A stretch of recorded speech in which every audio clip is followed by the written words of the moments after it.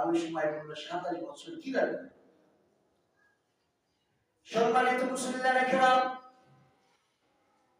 ওই ব্যক্তিরা যখন এই কথা বলল, বলার পরে রাসূল কারীম সাল্লাল্লাহু আলাইহি ওয়াসাল্লাম বললেন, আল্লাহ যদি ইচ্ছা করেন আল্লাহর কাছে সবই সহজ। আল্লাহর কাছে কি সবই সহজ। এই কথা শোনার পরে ব্যক্তিরা বাড়ির দিকে ফিরে আসলো, বুঝে না। বাড়িতে আসার পরে তার বাড়িতে যাওয়ার আগে একটা বাজার আছে, ওই বাজারে গিয়ে ব্যক্তি একটা মাছ ক্রয় করলো। মাছ ক্রয় করে যখন বাড়িতে যাই, বাড়িতে যাওয়ার পরে দেখে ওই ব্যক্তির বিবিটা বাড়ির অন্য কাজে নিয়োজিত আছে। এখন ওই ব্যক্তিরা মাছটা নিয়ে তার বিবিকে বলতেছে, চুলার পারে রেখে বলতেছে, ও বিবি, আমাকে লুঙ্গি দাও, গামছা দাও, আমি নদীতে গিয়ে গোসল করে আসি। সম্মানিত মুসলিমরা কেরাম, ওই যুবক ব্যক্তিরা যখন তার বিবিকে মাছটা রান্না করার কথা বলে, গামছা এবং লুঙ্গি নিয়ে যখন নদীতে গোসল করার জন্য যায়, ওই বুজুর্গ বলেন, ওই ব্যক্তিরা যখন গোসল করার জন্য নদীর ভিতরে যখন ডুব দিয়েছে, ডুব দেওয়ার সাথে সাথে সে কেমন জানি এই পার থেকে অন্য পারে চলে গিয়েছে। বলেন সুবহানাল্লাহ। ডুব দেওয়ার পর যখন অন্য পারে যায়, যাওয়ার পরে আল্লাহ রাব্বুল আলামিন এই দুনিয়ার অল্প সময় আর পরকালের ওই সময় যে 27 বছর হয়েছে, জিনিসটা ওই ব্যক্তিকে বোঝানোর জন্য আল্লাহ রাব্বুল আলামিন তার চেহারা পরিবর্তন করে দিলেন। সে যখন অন্য পারে যখন গোসল করে উঠলো, বুজুর্গ বলে, অন্য পারে যখন গোসল করে উঠছে, ওঠার পরে দেখে সে আর পুরুষ নাই। আল্লাহ রাব্বুল আলামিন তাকে যুবতী একজন রাজকন্যা হিসেবে আল্লাহ রাব্বুল আলামিন তাকে উঠিয়ে দিয়েছেন। বলেন সুবহানাল্লাহ।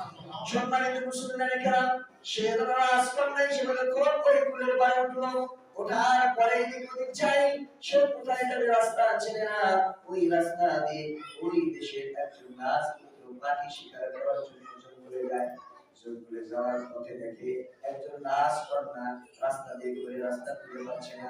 তখন ওই যুবক রাজপুত্রটা তাকে ঘোড়ার পিঠে করে নিয়ে তার রাজপ্রাসাদে নিয়ে যায়। বলেন সুবহানাল্লাহ। সম্মানিত মুসলিমরা কেরাম, ওই বুজুর্গ বলেন, তারপরে তার সাথে বিবাহ বন্ধনে আবদ্ধ হয়ে যায়। বিবাহ হয়ে যাওয়ার পরে 27 বছর অতিবাহিত হয়ে যায়। তার সাথে অনেক সন্তান হয়, ছেলে মেয়ে হয়। হওয়ার পরে বাড়ির যত কাজ আছে সকল কাজ সেরে আবার তিনি ওই নদীতে গোসল করার জন্য আসে। 27 বছর পর, 27 বছর অতিবাহিত হওয়ার পরে আবার ওই নদীতে গোসল করার জন্য আসে।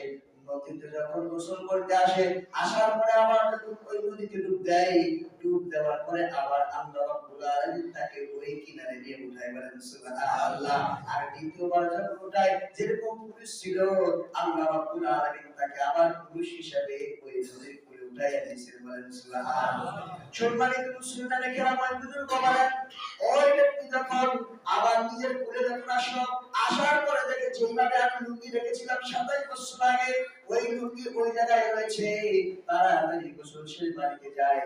বাড়িতে গিয়ে দেখে মাছটা যেরকম চুলার পরে রেখেছিল, যেরকম লাপাই দিতেছিল, ছটফট করতেছিল, ওরকম ভাবে মাছটা 27 বছর পরে এখনো ছটফট করতেছে। বলেন সুবহানাল্লাহ। আর তার বিবি সেই কাজের ভিতরে নিয়োজিত ছিল, তার বিবিটা সেই কাজের ভিতরে নিয়োজিত রয়েছে। তখন ওই ব্যক্তিরা যখন ব্যক্তি বলে, ও বিবি, তোমাকে না বলেছি মাছটা তাড়াতাড়ি রান্না করে গোসল করে আসি। তার বিবি উত্তরে দিয়ে বলে, ও স্বামী, এই মাত্রই তো আপনি লুঙ্গি আর গামছা নিয়ে গোসল করার জন্য গিয়েছেন, আমার কাজ তো শেষ হয় না, মাছ কাটবো কখন। বলেন সুবহানাল্লাহ।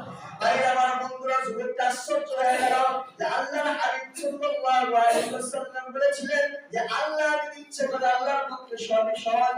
দুনিয়ার এক মুহূর্ত আর ওই জায়গায় 27 বছর কাটানো আল্লাহর কাছে ব্যাপার না। কারণ আল্লাহ রাব্বুল আলামিন এই দুনিয়ার একটা সীমা আল্লাহ সময় নির্ধারণ করে দিয়েছেন কিসের মাধ্যমে? সূর্যের মাধ্যমে।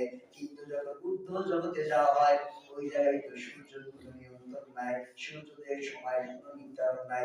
ওই সময় আর এই সময় অনেক ব্যবধান রয়েছে। ওই যুবকটা বুঝতে পারার সাথে সাথে আল্লাহ রাসূলের দরবারে ছুটে চলে যায়। গিয়ে বলে, ওগো আল্লাহর হাবিব, আমাকে তাড়াতাড়ি মুসলমান বানান, আমি আপনার মিরাজকে বিশ্বাস করি, আপনার ঘটনা সব সত্য ঘটনা, আমি সব কিছু বিশ্বাস করি রাসূল, আমাকে মুসলমান বানান, মুসলমান বানায় দেন। বলেন সুবহানাল্লাহ। তাহলে বললাম এই মিরাজের অল্প